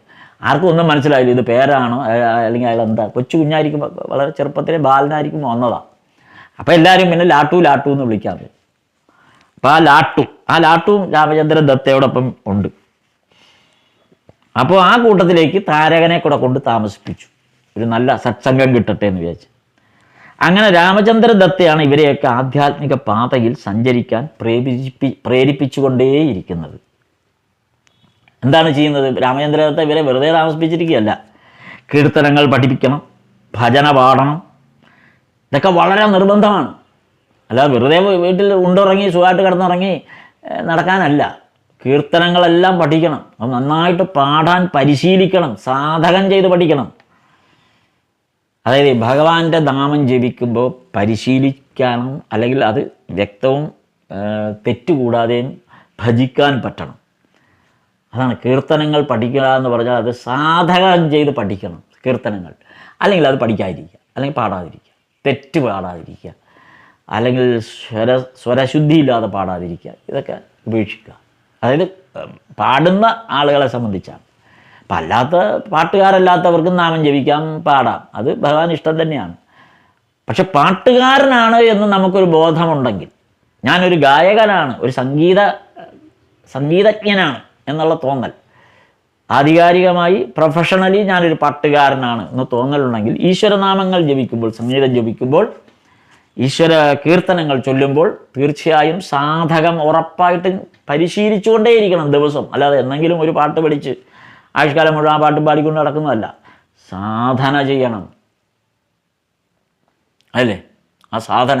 ചെമ്പൈ വൈദ്യനാഥ ഭാഗവതർ അദ്ദേഹം തന്നെയാണ് ഏറ്റവും നമുക്ക് നല്ല ഉദാഹരണമായിട്ട് പറയുന്നത്. ഭഗവാൻ ശ്രീകൃഷ്ണൻ്റെ ആ നാമം സാധന ചെയ്യുകയാണ്. അല്ലേ? ചെമ്പൈക്ക് നാദം നിലച്ചപ്പോൾ ആ നാദം ആ കണ്ഠമായി തീർന്നു ഭഗവാൻ എന്ന് ഒരു നല്ല കീർത്തനമുണ്ട് ഭഗവാന്റെ, ഗുരുവായൂരപ്പൻ്റെ. ചെമ്പൈക്ക് നാദം നിലച്ചപ്പോൾ ആ കണ്ഠമായി തീർന്നു ഭഗവാൻ. അങ്ങനെയാണ് ചെമ്പൈ വീണ്ടും പാടുന്നത്. അപ്പം അതാണ് നമ്മൾ അത്തരത്തിലുള്ള ഒരു വലിയ ഇത് പരിശീലിച്ചേ പറ്റും. അപ്പം അത് ഇവിടെ രാമചന്ദ്രദത്തയ്ക്ക് നിർബന്ധമാണ്. അത്തരം വളരെ ചിട്ടയോടുകൂടിയുള്ള ആധ്യാത്മിക ജീവിതമാണ് രാമചന്ദ്രദത്ത ഇവരെയൊക്കെ പഠിപ്പിക്കുന്നത്. അപ്പോൾ ഭഗവാന്റെ അടുത്ത് ഇതിൻ്റെ റിപ്പോർട്ടും കൊടുക്കും ഇടയ്ക്ക് ചെന്നിട്ട്, ഞങ്ങൾ എന്തൊക്കെയാണ് ചെയ്യുന്നതെന്ന്. അപ്പോൾ ദക്ഷിണേശ്വരത്ത് വന്നപ്പോൾ ഭഗവാനോട് പറഞ്ഞ്, ഞങ്ങൾ മൃദംഗം വായിക്കാൻ പഠിക്കുകയാണ്. അപ്പോൾ ഓരോന്നും പഠിക്കുന്നതിൻ്റെ റിപ്പോർട്ട് കൊടുക്കുക. ഞങ്ങൾ മൃദംഗം വായിക്കാൻ പഠിക്കുകയാണ്, അല്ലെങ്കിൽ വീണ വായിക്കാൻ പഠിക്കുകയാണ്, അല്ലെങ്കിൽ അതുപോലുള്ള വാദ്യോപകരണങ്ങൾ വായിക്കാൻ പഠിക്കുന്നുണ്ട് എന്നൊക്കെ ഭഗവാനോട് പറയും. എന്തിനാണ്? കീർത്തനം പാടുമ്പോൾ അതിനൊക്കെ ആവശ്യം വരും. കീർത്തനം പാടുമ്പോൾ അതിനൊക്കെ ആളെ അന്വേഷിച്ച് നടക്കാൻ പറ്റില്ലല്ലോ. അപ്പോൾ അതിനൊക്കെ ഞങ്ങൾ തന്നെയാണ് എല്ലാം പഠിച്ച് പാടി ഞങ്ങൾ തന്നെയാണ് ഇത് വായിക്കുകയൊക്കെ ചെയ്യുന്നത്, പാടുകയൊക്കെ ചെയ്യുന്നത്. നരേന്ദ്രൻ അങ്ങനെയാണല്ലോ ആദ്യം അവിടെ വരുന്നത്. നരേന്ദ്രൻ ഒരുവിധം നന്നായിട്ട് പാടുന്നത്, സംഗീതം മൃദംഗം വായിക്കും, അങ്ങനെയൊക്കെയുള്ള ഒരാളാണ്. തമ്പുരുമീട്ടും ഒക്കെ ചെയ്യും. അപ്പോൾ നല്ലൊരു സംഗീതജ്ഞനായിരുന്നു പഠിക്കുന്ന കാലത്തെ. കോളേജിൽ പഠിക്കുമ്പോഴേക്കെ തന്നെ നല്ല പാട്ടുകാരനായിരുന്നു. അപ്പോൾ അങ്ങനെ പാട്ടുകാരനായിരുന്ന നരേന്ദ്രൻ സുരേന്ദ്രനാഥ മിത്രയുടെ വീട്ടിൽ ഭഗവാൻ ഒരിക്കൽ വന്നപ്പോൾ അന്ന് പാടാൻ ഏൽപ്പിച്ച ആൾ വരാത്തത് കൊണ്ട് സുരേന്ദ്രനാഥ മിത്ര നരേന്ദ്രനെ വിളിച്ചു വരുത്തുകയായിരുന്നു. ഒരു പയ്യനുണ്ട്,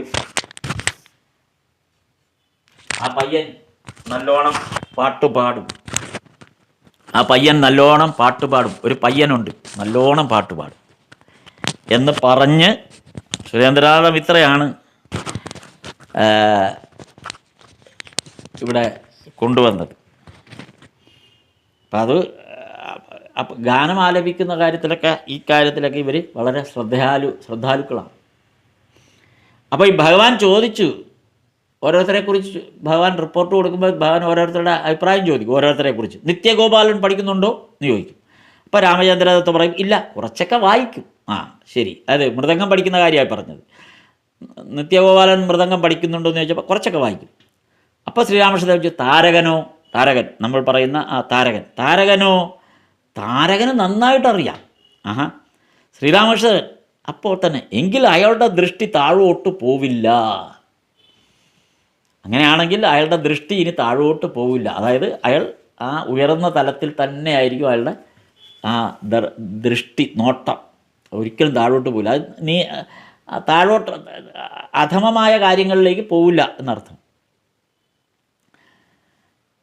ഇല്ലെങ്കിലുള്ള കുഴപ്പം എന്താണെന്ന് വെച്ചാൽ, നമ്മൾ എവിടെയെങ്കിലും അധികം മനസ്സ് വെച്ചാൽ, മറ്റെവിടെയെങ്കിലും ഈശ്വരകാര്യങ്ങൾ ചർച്ച ചെയ്യുന്ന ഒരാൾ മറ്റെവിടെയെങ്കിലും മനസ്സ് വെച്ചാൽ പിന്നെ ഈശ്വരനിൽ അത്രയ്ക്ക് ഉറക്കില്ല.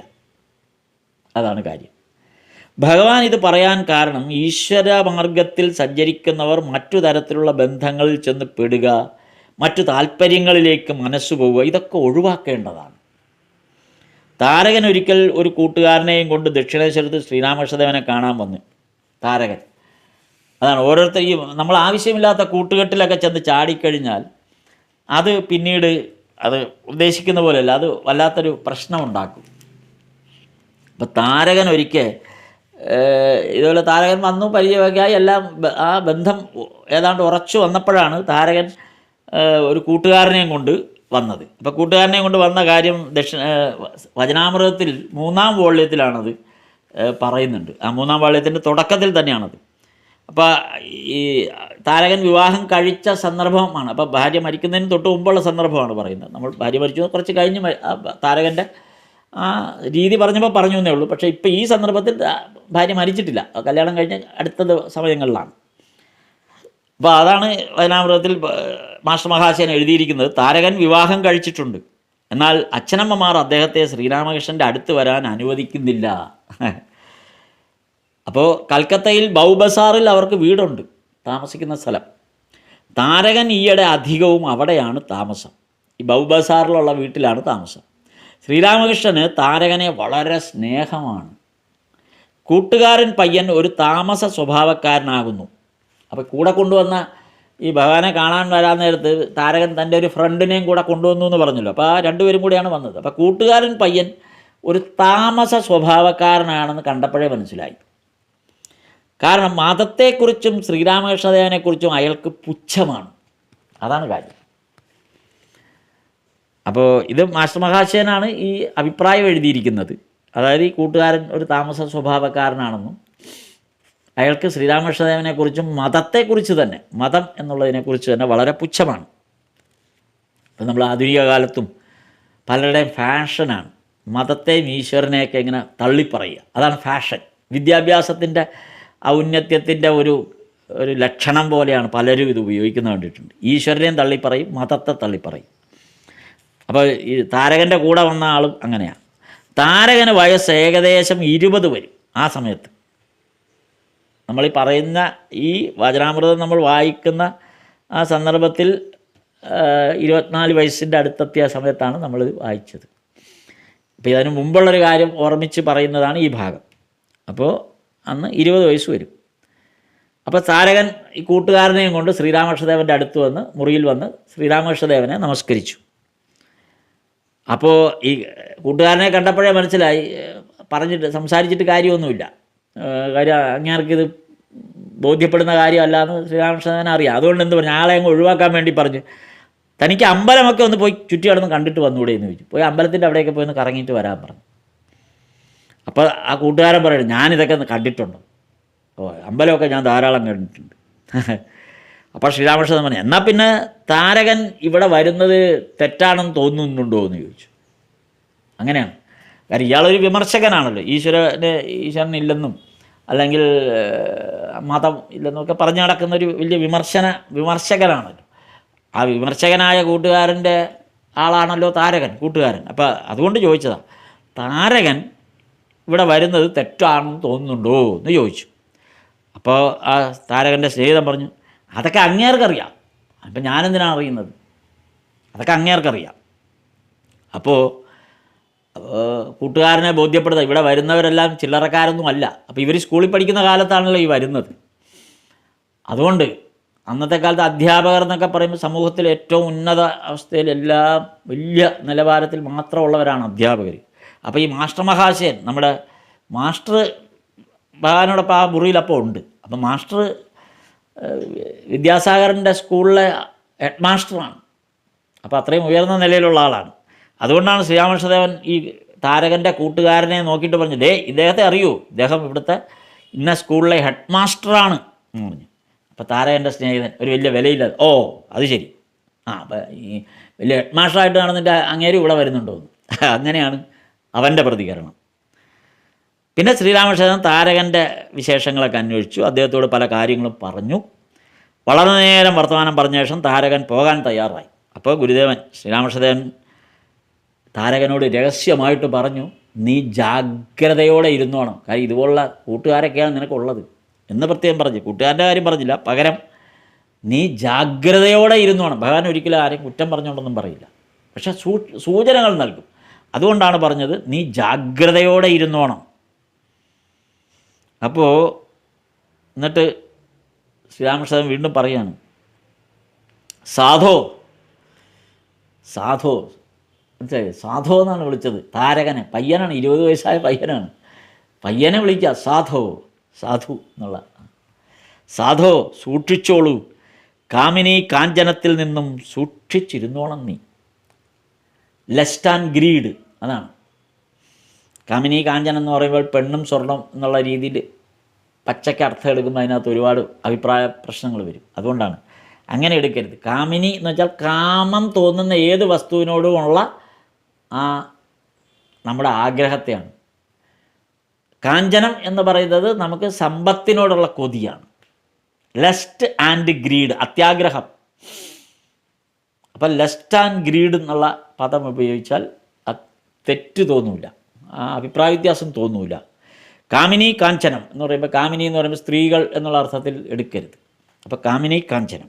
അതുകൊണ്ടാണ് പറഞ്ഞത് നീ കാമിനി കാഞ്ചനത്തിൽ നിന്ന് സൂക്ഷിച്ചിരുന്നോളൂ. ഈ കാമ്യവസ്തുക്കൾ എന്ന് പറഞ്ഞാൽ അത് മായയാണ്. കാമ്യവസ്തുക്കൾ, നമ്മൾ ഈ അല്ലാത്ത ഇഷ്ടം തോന്നുന്ന എന്തും കാമ്യവസ്തുക്കളാണ്. അത് പുരുഷന് സ്ത്രീ ആയാലും സ്ത്രീക്ക് പുരുഷനായാലും, അല്ലെങ്കിൽ വാഹനമായാലും വീടായാലും എല്ലാം കാമ്യവസ്തുക്കളായിട്ട് മാറുമ്പോഴാണ് കുഴപ്പം. അത് നമ്മുടെ ഒരു ആവശ്യത്തിൻ്റെ അല്ലെങ്കിൽ നമ്മുടെ ജീവിതത്തിൻ്റെ ഭാഗമായി നമ്മൾ കാണുകയാണെങ്കിൽ കുഴപ്പമില്ല. പക്ഷെ ഒരു കാമ്യവസ്തുവാകും. കാമ്യവസ്തു ആകുമ്പോൾ എന്താണ് കുഴപ്പം? നമ്മൾ കണ്ണടച്ച് അതിനെ അങ്ങ് അതിൻ്റെ പിന്നാലെ പോവും, കാമ്യവസ്തുവിൻ്റെ പിന്നാലെ പോകും, അതിൻ്റെ ആകർഷണത്തിൽ പോവും. ഇപ്പം നമുക്കധികം ധനമൊന്നുമില്ല, ചുരുങ്ങിയ ധനമേ ഉള്ളൂ. പക്ഷെ തൊട്ടടുത്ത് കാണുന്ന വലിയ വീട് കാണുമ്പോൾ നമുക്കും ആ 2 നിലയോ 3 നിലയോ കെട്ടിടം വെക്കണം, മുറ്റത്ത് ടൈൽസ് ഇട്ട വലിയ മുൻവശം വേണം, ഏറ്റവും വില കൂടിയ കാറ് വേണം, നമ്മുടെ കാർ പോർട്ടിക്കോയിൽ കാർ പോർച്ചിൽ അല്ലേ. കാറിൻ്റെ മോഡലൊക്കെ ആളുകൾ ചോദിക്കും, ഇതാണോ മേടിച്ചത്, ഇതിനേക്കാൾ നല്ല മോഡലില്ലേ എന്നൊക്കെ ആളുകൾ നമ്മളെ പിരികേറ്റും, ലക്ഷങ്ങളങ്ങ് പോകും. അപ്പോൾ അത് ലോണൊക്കെ എടുത്താണ് മേടിക്കണമെങ്കിൽ പിന്നെ ആ ജീവിതകാലം മുഴുവൻ അതിൻ്റെ പിന്നാലെ നടക്കണം, വീടിൻ്റെയും കാറിൻ്റെയൊക്കെ ലോൺ. പിന്നെ കാറിനൊരു കുഴപ്പം, വില കൂടുന്തോറും അതിൻ്റെ കൂടെയുള്ള സർവീസ് ചാർജും കൂടും. ചെറിയ കാറിന് ചെറിയ സർവീസേ ഉള്ളൂ, വലിയ കാറുകൾക്കാകുമ്പോൾ വലിയ സർവീസാകും. 10 ലക്ഷത്തിൻ്റെയും 15 ലക്ഷത്തിൻ്റെയും കാറാകുമ്പം അതനുസരിച്ച് സർവീസ് ചാർജും അവർ കൂട്ടും. അതാണ് വ്യത്യാസം. ഇപ്പോൾ സാധാരണ ആശുപത്രിയിൽ ജനറൽ വാർഡിൽ കിടന്നാൽ ഉള്ള ചികിത്സാ ഫണ്ട് ചിലവല്ല നമ്മൾ പേ വാർഡിൽ കിടക്കുമ്പോൾ. ആ പേ വാർഡിൻ്റെ അനുസരിച്ച് ചാർജ് കൂടും. അപ്പോൾ AC ഒക്കെ ഉള്ള ഒരുപാട് സൗകര്യങ്ങളുള്ള ഹോസ്പിറ്റലാണെങ്കിൽ ആ സൗകര്യങ്ങൾ കൂടെയുള്ള പണം നമ്മൾ കൊടുക്കണം. അപ്പോൾ ആ മരുന്നിനൊക്കെ അതനുസരിച്ച് വില കൂടും. അപ്പോൾ എല്ലായിടത്തും മരുന്നിന് വ്യത്യസ്തമായ വിലയായിരിക്കും. അപ്പം അതാണ് സംഭവിക്കുക. അപ്പോൾ എന്ന് പറഞ്ഞ പോലെ അതാണ് കാമ്യവസ്തുക്കൾ എന്ന് പറയുന്നത്. ഈ കാമ്യവസ്തുക്കളുടെ പിന്നാലെ പോകുമ്പോൾ നമുക്ക് അവസാനം അത് താങ്ങാൻ പറ്റാത്ത അവസ്ഥയിലാവും. അതാണ് സൂക്ഷിച്ചിരിക്കാനായിട്ട് ശ്രീരാമകൃഷ്ണദേവൻ താരകനോട് ഉപദേശിച്ചത്. എന്തുകൊണ്ടാണ് അങ്ങനെ പറഞ്ഞു, നീ ഇനി പിന്നെ മുങ്ങിപ്പോയാൽ പിന്നെ പൊങ്ങി വരാൻ പറ്റില്ല. ഈ കാമ്യവസ്തുക്കളിൽ പെട്ട് മുങ്ങിപ്പോയാൽ പിന്നെ ജീവിതകാലത്ത് നിങ്ങൾ പൊങ്ങി വരില്ല. എന്നിട്ട് ഭഗവാൻ പറഞ്ഞു, ഭഗവാന്റെ നാട്ടിൽ കമാർപുക്കൂറിലെ നദിയുടെ പേരാണ് വിശാലാക്ഷി. ആ വിശാലാക്ഷിയുടെ കയം പോലെയാണ് ഈ കാമ്യവസ്തുക്കൾ. വിശാലാക്ഷിയുടെ കയത്തിൽ അതിലൊരിക്കൽപ്പെട്ടാൽ പിന്നെ അവൻ ഒരിക്കലും പുറത്തു വരില്ല, അതിൻ്റെ ചുഴിയിൽപ്പെട്ടാൽ അതിനകത്തേക്ക് പോകും. അത്രയും അഗാധമാണ് വിശാലാക്ഷിയുടെ കയം. അപ്പം അതുപോലെയാണ് നമ്മുടെ ഈ ലോകത്ത് കാമ്യവസ്തുക്കളുടെ ഒരു കയത്തിനകത്താണ് നമ്മൾ കിടക്കുന്നത് ശരിക്കും. പക്ഷെ നമ്മൾ പൊങ്ങിക്കിടക്കുന്നത് ഈശ്വരകൃപ കൊണ്ടാണ്. ആ ഈശ്വരകൃപയിൽ നിന്ന് നമ്മൾ അകന്നു പോയാൽ ആ കയത്തിനകത്തോട്ട് അങ്ങ് പോകും, പിന്നെ ഒരിക്കലും നമ്മൾ പൊങ്ങി വരില്ല. നമുക്ക് ചുറ്റും കാമ്യവസ്തുക്കളാണ്, നമ്മൾ കണ്ണ് തുറന്നാൽ ചുറ്റും കാമ്യവസ്തുക്കളാണ്. അപ്പോൾ താരകൻ പറഞ്ഞു, ഞാനിവിടെ വരണമെന്ന് ആഗ്രഹമുണ്ടെങ്കിലും എൻ്റെ വീട്ടുകാരതിന് സമ്മതിക്കുന്നില്ല എന്ന് പറഞ്ഞു. അപ്പോൾ അതാണ് അതിൻ്റെ പ്രശ്നം. അപ്പോൾ ഭഗവാൻ അതിന് വേണ്ട ഉപദേശങ്ങളൊക്കെ കൊടുക്കുന്നുണ്ട്. എന്നിട്ട് ഭഗവാൻ എന്ത് ചെയ്തു? താരകൻ്റെ കൈയെടുത്ത് ഭാരം നോക്കി. ഭഗവാൻ ഇങ്ങനെ ആളുകളുടെ ലക്ഷണം നോക്കും. ഇയാളുടെ ആധ്യാത്മിക അവസ്ഥ എന്താണ്, എങ്ങനെയാണ്, എത്രത്തോളമാണെന്ന് അറിയാനായിട്ട് ഇങ്ങനെ ആ ശരീരം തൊട്ടു നോക്കും, നെഞ്ചത്ത് തൊട്ടു നോക്കും, തലയിൽ തൊട്ടു നോക്കും. അങ്ങനെ ചില ലക്ഷണങ്ങൾ നോക്കും ഭഗവാൻ. അങ്ങനെ നോക്കിയിട്ടാണ് ഓരോരുത്തരുടെയും കാര്യങ്ങൾ നിശ്ചയിക്കുന്നത്. അതുപോലെ ഇവിടെ ശ്രീരാമകൃഷ്ണദേവൻ താരകൻ്റെ കൈ എടുത്തിട്ട് ഇങ്ങനെ ഭാരം നോക്കി. എന്നിട്ട് കൈ ഇങ്ങനെ സൂക്ഷിച്ച് നോക്കിയിട്ട് പറഞ്ഞു, അല്പം ഒരു വളവുണ്ടല്ലോ, പോട്ടെ, അത് പൊക്കോളും എന്ന് പറഞ്ഞു. അത് പൊക്കോളും. ഈശ്വരനോട് കുറച്ചൊക്കെ ഒന്ന് പ്രാർത്ഥിച്ചാൽ മാത്രം മതി. പിന്നെ ഇവിടെ കൂടെ ഒന്ന് വന്ന് കൂടെ വരിക, മുടങ്ങരുത്, വരിക. അങ്ങനെയാണെങ്കിൽ ഈ കുരുക്കൊക്കെ പൊക്കോളും. എന്നിട്ട് ചോദിച്ചു, കൽക്കത്തയിലെ ബൗബസാറിൽ വീട് നീയാണോ വാടകയ്ക്ക് എടുത്തിരിക്കുന്നതെന്ന് ചോദിച്ചു. അപ്പോൾ കാര്യം അല്ല, ഞാനല്ല, എനിക്ക് എവിടുന്ന് പൈസ, അത് അച്ഛനമ്മമാരാണ് എടുത്തത്. അപ്പോൾ കല്യാണം കഴിച്ച ആളാണേ, സൂക്ഷിക്കണം. കല്യാണം കഴിച്ച ആളാണെങ്കിലും വീട് വാടകയ്ക്കെടുത്ത് ഭാര്യയൊപ്പം താമസിക്കണമെങ്കിൽ അതിൻ്റെ ചിലവിന് കൊടുക്കേണ്ട ചുമതല ആർക്കാ? അച്ഛനും അമ്മയ്ക്കാ. അതാ ഭഗവാൻ എടുത്തു വെച്ച് ചോദിച്ചത്, നീയാണോ അവിടെ വാടകയ്ക്ക് വീടെടുത്തതെന്ന്. അപ്പോൾ ശ്രീരാമകൃഷ്ണദേവൻ പറഞ്ഞു, ആ അവരാണോ എടുത്തത്, അപ്പം നീയോ, നീ കടുവയെ പേടിച്ച് ചെയ്തതാണോ എന്ന്. കടുവ എന്നിവിടെ ഉദ്ദേശിച്ചത് കല്യാണം കഴിഞ്ഞ ഉടനെയാണ് ഈ ചെല്ലുന്നത്. അപ്പോൾ പുതിയ കല്യാണമാണ്. അപ്പോൾ ആ കല്യാണാവസ്ഥ, കുടുംബ പ്രാരാബ്ധത്തിലേക്ക് പ്രവേശിക്കുക ഈ ചെറിയ 20 വയസ്സേ ഉള്ളൂ. അപ്പോൾ ആ 20 വയസ്സിൽ ആ കുടുംബ പ്രാരാബ്ധത്തിലേക്ക് പ്രവേശിച്ചു കഴിഞ്ഞ ഒരാളാണ്. അപ്പോൾ അത് കടുവപ്പുറത്ത് കയറുന്ന പോലെ ഈ കുടുംബ പ്രാരാബ്ധത്തിൻ്റെ പുറത്ത് കയറിയാൽ കടുവപ്പുറത്തിരിക്കുന്ന ഒരാളുടെ പോലെ. കടുവപ്പുറത്ത് ഇരിക്കുകയാണെങ്കിൽ കുഴപ്പമില്ല, അതിങ്ങനെ പൊക്കോണ്ടിരിക്കുക. കടുവപ്പുറത്ത് നിന്ന് എങ്ങാനും താഴെ ഇറങ്ങിയാൽ ആ കടുവ കടിച്ചു കൊല്ലും. ഈ പുലിവാല് പിടിച്ചു എന്ന് പറഞ്ഞാൽ അതാണ്. പുലിയുടെ വാരി പിടിച്ചുകൊണ്ടിരുന്നാൽ പുലി ഇങ്ങനെ കറങ്ങിക്കൊണ്ടിരിക്കുകയുള്ളൂ, നമ്മളെ പിടിക്കാൻ പറ്റില്ല. എപ്പോഴെങ്കിലും ആ പുലിവാല് വിട്ടുപോയാൽ അപ്പം കടിച്ചിട്ടിരിക്കും, നമ്മളെ ശാപ്പിടും പുലി എന്ന് പറഞ്ഞ പോലെയാണ്. ആ കടുവയുടെ പുറത്ത് ഇങ്ങനെ കയറി ഇരിക്കുക, കുടുംബഭാരത്തിൻ്റെ പുറത്ത്. അങ്ങനെ ഇരുന്നാൽ അങ്ങനെ പോവാം. പക്ഷേ എപ്പോഴും സൂക്ഷിച്ചോണം, എപ്പോഴാ തട്ടി താഴെ ഇട്ട് കടുവ തിന്നുന്നതെന്ന് പറയാൻ പറ്റില്ല. അതാണ് ഭഗവാനാ ചോദിച്ചത്, നീ കടുവയെ പേടിച്ച് ചെയ്തതാണോ എന്ന്.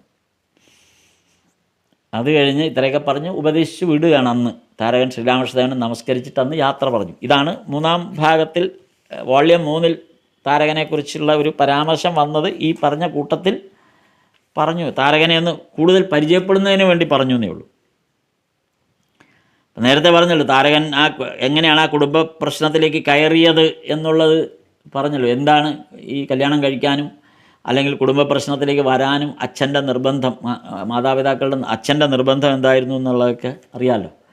അതായത് ഇളയ സഹോദരിയുണ്ട്, താരകൻ്റെ ഇളയ സഹോദരി, അവരുടെ പേര് നിരോധ എന്നാണ്. നിരോധ. ആ നിരോധയ്ക്ക് സ്ത്രീധനം നൽകാനില്ലാത്തത് കൊണ്ടാണ് ഈ കല്യാണത്തിന് വേണ്ടി പെണ്ണിന് സ്ത്രീധനമായി കൊടുക്കാനൊന്നും ഇല്ലാത്തത് കൊണ്ടാണ് താരകൻ അച്ഛനെ സഹായിക്കാൻ വേണ്ടി ഒരു മാറ്റക്കല്യാണം സമ്മതിക്കുക. നിരോധയുടെ സഹോദരൻ, നിരോധയുടെ കല്യാണം കഴിക്കുന്ന സഹോദരി കല്യാണം കഴിക്കുന്ന ആളിൻ്റെ സഹോദരിയെ താരകൻ കല്യാണം കഴിക്കും. അപ്പം അങ്ങോട്ടും ഇങ്ങോട്ടും മാറ്റക്കല്യാണം. അപ്പോൾ ഈ തരത്തിലാണ് ആ കല്യാണത്തിന് നിർബന്ധിതമായി തീർന്നു എന്ന് പറയുകയാണ്. അപ്പോൾ താരകൻ്റെ അച്ഛൻ രാമക്കനായി ഘോഷാൽ, താരകൻ്റെ അച്ഛൻ്റെ പേര് രാമക്കനായി ഘോഷാൽ. അദ്ദേഹം താന്ത്രിക വിദ്യയൊക്കെ ശീലിച്ചിട്ടുള്ള ആളാണ്. അപ്പോൾ അമ്മയാണെങ്കിൽ വാമസുന്ദരി, താരകൻ്റെ അമ്മയുടെ പേര് വാമസുന്ദരി എന്നാണ്. അവരും വലിയ ഭക്തയായിരുന്നു. അവർ ഈ താരകൻ എന്ന പേരിടാൻ തന്നെ കാരണം അവർ താരകേശ്വരനെ പ്രാർത്ഥിച്ചിട്ടുണ്ടായ കുട്ടിയാണ്. താരകേശ്വരൻ ശിവനാണ്.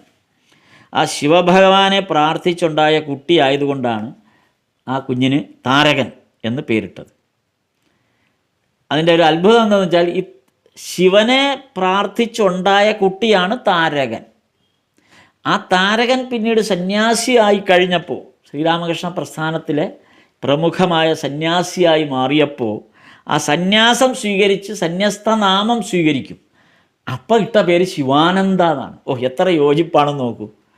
ജനിച്ചതേ ശിവൻ്റെ കാരുണ്യം കൊണ്ട് എന്ന അമ്മ പ്രാർത്ഥിച്ച കുട്ടി എന്ന അർത്ഥത്തിൽ.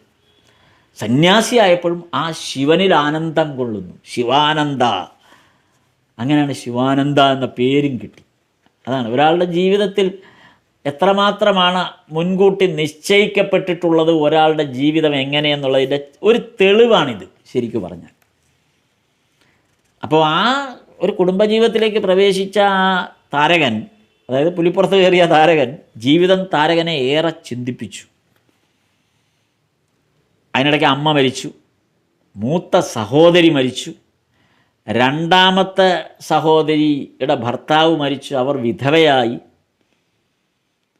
അങ്ങനെ കുടുംബത്തിൽ ഇനി വരാവുന്ന കുഴപ്പങ്ങളെല്ലാം ഇത്രയും മേലൊരു കുടുംബത്തിൽ അടിയാണ്. അതാണ് നോക്കൂ, നമ്മൾ പലപ്പോഴും കുറ്റം പറയും. നമ്മൾ ഈശ്വരനെ ജപിച്ചു, നാമം ജപിച്ചു, ആ ക്ഷേത്ര ദർശനം നടത്തി, വഴിപാടുകൾ കഴിച്ചു, എന്നിട്ടും ഈശ്വര ഈ ദുരന്തങ്ങൾ ഇങ്ങനെ തിരമാല പോലെ തൻ്റെ ജീവിതത്തിലേക്ക് കടന്നു വരുന്നല്ലോ എന്ന് വ്യാകുലപ്പെടുകയും നിലവിളിക്കുകയും ചെയ്യുന്നവരാണ് നമ്മൾ ലോകത്തുള്ളവരെല്ലാം. അതിൻ്റെ പേരിൽ ഈശ്വരനെ പഴിക്കുകയും ചെയ്യും. ഇനി ഞാൻ അമ്പലത്തിൽ പോകുന്നില്ല, ഞാൻ ഇനി ഈശ്വരനെ ഭജിക്കുന്നില്ല, കാരണം എനിക്ക് ഇന്ന ദുഃഖങ്ങളുണ്ടായി. അപ്പോൾ ആലോചിച്ചു ശിവാനന്ദ സ്വാമിയുടെയൊക്കെ അവസ്ഥ, ഈ താരകൻ്റെ അവസ്ഥ. താരകൻ്റെ അമ്മ മരിക്കുന്നു, ചേച്ചി മരിക്കുന്നു, ചേച്ചി അതിന് തൊട്ടുമുമ്പുള്ള ചേച്ചിയുടെ ഭർത്താവ് മരിക്കുന്നു, കുടുംബഭാരം മുഴുവൻ സ്വന്തം തലയിലേക്ക് വരുന്നു. വിവേകാനന്ദ സ്വാമിക്ക് എന്താണ് സംഭവിച്ചത്? അച്ഛൻ മരിക്കുന്നു, കടം കയറുന്നു, 2 സഹോദരന്മാരുണ്ട്, അവർക്ക് ഒന്നും വരുമാന മാർഗങ്ങളില്ല. മൂത്തയാളാണ് നരേന്ദ്രൻ, വിവേകാനന്ദ സ്വാമിയായി മാറിയ നരേന്ദ്രൻ മൂത്തയാളാണ്. അമ്മയ്ക്ക് തുണയാകേണ്ടയാൾ, ഒരു ജോലി കിട്ടി ആ കുടുംബത്തെ പോറ്റേണ്ടയാൾ. എന്താ സംഭവിക്കുന്നത്? ഈശ്വരപാതയിൽ ഈ ലോകത്തിൻ്റെ നീതിക്കൊന്നും ഒരു സ്ഥാനവുമില്ല. അതാ മനസ്സിലാക്കേണ്ടത്. അതല്ല ഈശ്വരപാതയിൽ സഞ്ചരിക്കുമ്പോഴുണ്ടാകുന്ന അവസ്ഥ. പറയാൻ വളരെ എളുപ്പമാണെങ്കിലും നമ്മളെല്ലാം അതിൽ വ്യാകുലപ്പെടുന്നവരാണ്. നമ്മുടെ ഓരോ നിമിഷവും നമ്മൾ നമ്മുടെ കുടുംബത്തിൻ്റെയും നമുക്ക് വേണ്ടപ്പെട്ട നമ്മുടെ ബന്ധുക്കളുടെയൊക്കെ അവസ്ഥയിൽ എപ്പോഴും ശ്രദ്ധയുള്ളവരാണ്. നമുക്കതിൽ നിന്ന് ഒരു മോചനം ഉണ്ടാവാൻ സാധ്യത വളരെ കുറവാണ്. നമ്മളതിലൊക്കെ വേദനിക്കുകയും സന്തോഷിക്കുകയും ചെയ്യുന്നവരാണ്. എങ്കിലും എല്ലാ അവസ്ഥയും നിലനിന്നുകൊണ്ട് തന്നെ നമുക്ക് പറയാം, ഇതിനിടയിൽ നമുക്ക് ധ്യാനിക്കാൻ കഴിയുകയാണെങ്കിൽ, ഭഗവാന്റെ നാമം ഒരു തവണ ജപിക്കാൻ കഴിഞ്ഞാൽ ആ കൈകളിലേക്ക് നമുക്കിതെല്ലാം കൊടുക്കാൻ പറ്റി എന്നൊരു സമാധാനമുണ്ടായാൽ അതാണ് ഏറ്റവും വലിയ പുണ്യമായി നമ്മൾ കാണേണ്ടത്. അത്രയും നമുക്ക് ചെയ്യാനേ നമ്മളെപ്പോലുള്ള അശുക്കൾക്ക് പറ്റൂ. ഇവിടെ ശിവാനന്ദ സ്വാമികൾ അല്ലെ താരകൻ ഇതെല്ലാം ചെയ്തിട്ടും നോക്കൂ, ഈ കുടുംബത്തിലെ ദുരന്തങ്ങളുടെ ഒരു വേലിയേറ്റം തന്നെ ഉണ്ടായി. അവസാനം റെയിൽവേ കോൺട്രാക്റ്റ് പണിക്ക് പോയി കിട്ടുന്ന തുച്ഛമായ തുകയ്ക്ക് കുടുംബത്തെ പുലർത്താനായിട്ട്, തൻ്റെ ഭാര്യയെ പുലർത്തണം, കുടുംബത്തെ മുഴുവൻ പുലർത്തണം, അതിനുവേണ്ടി പെടാപ്പാട് പെട്ടപ്പോഴും അദ്ദേഹം സദാ ധ്യാനം ചെയ്യുമായിരുന്നു. പരമാവധി സമയത്ത് രാവിലെ ജോലിക്ക് പോകുന്നതിനൊക്കെ മുമ്പ് വളരെ മുന്നേ എണീറ്റ് ധ്യാനം നടത്തും. അതേപോലെ തന്നെ എല്ലാം കഴിഞ്ഞ് വന്നു കിടക്കുന്നതിന് മുമ്പ് ധ്യാനവും ജപവും നടത്തും. അത് മുടക്കിയില്ല, കാരണം അതിലാണ് ആ പിടിവള്ളി. അപ്പോൾ ഈ താരകൻ്റെ കൂടെ അന്ന് ഈ റെയിൽവേയുടെ കോൺട്രാക്റ്റ് പണിക്ക് ജോലി ചെയ്തിരുന്ന കൂട്ടത്തിൽ ഉണ്ടായിരുന്ന ആൾ, അപ്പോൾ ഈ താരകൻ അവർ ഒരുമിച്ചാണ് ജോലി ചെയ്തുകൊണ്ടിരുന്നത് ഒരേ സ്ഥലത്ത്. അപ്പോൾ ഇപ്പോൾ വീട്ടിൽ നിന്ന് ദൂരെ മാറി വേറെ സ്ഥലത്തൊക്കെ പോയി ജോലി ചെയ്യേണ്ടി വന്നു. അപ്പോൾ അങ്ങനെ ഇവർ ഒന്നിച്ചാണ് ജോലി ചെയ്തുകൊണ്ടിരുന്നത്. സഹപ്രവർത്തകനായിരുന്നു, കൂടെ താമസമുണ്ട്, മുറിയിൽ കൂടെ അയാളും താമസിക്കുന്നുണ്ട്. അങ്ങനെ രണ്ടുപേരും ഒന്നിച്ച് താമസിക്കുകയും, അപ്പോൾ ആ കൂട്ടുകാരന് മനസ്സിലായി ഈ താരകൻ അദ്ദേഹം ഒരു ആധ്യാത്മിക മേഖലയിൽ താല്പര്യമുള്ള ആളാണെന്നും ഈ ജോലിയിൽ താല്പര്യമുള്ള ആളല്ല എന്നും അദ്ദേഹത്തിൻ്റെ ലക്ഷ്യം ആധ്യാത്മിക പാതയാണെന്നൊക്കെ ഈ കൂട്ടുകാർ അങ്ങനെ മനസ്സിലാക്കുന്ന കൂട്ടുകാരും ഉണ്ടാവണം. അപ്പോൾ നമുക്ക് വലിയ ഗുണം കിട്ടും. അത് ഈ കൂട്ടുകാരൻ അത് മനസ്സിലായി, തൻ്റെ കൂട്ടുകാരൻ ആധ്യാത്മിക പാതയിൽ പോകേണ്ടവനാണ് എന്നുള്ള തോന്നലുണ്ടായ പോലെ. അതാണ് കാര്യം. അപ്പോൾ അങ്ങനെയുള്ള കൂട്ടുകാരുണ്ടാകുമ്പോൾ വലിയ ഗുണം ചെയ്യും.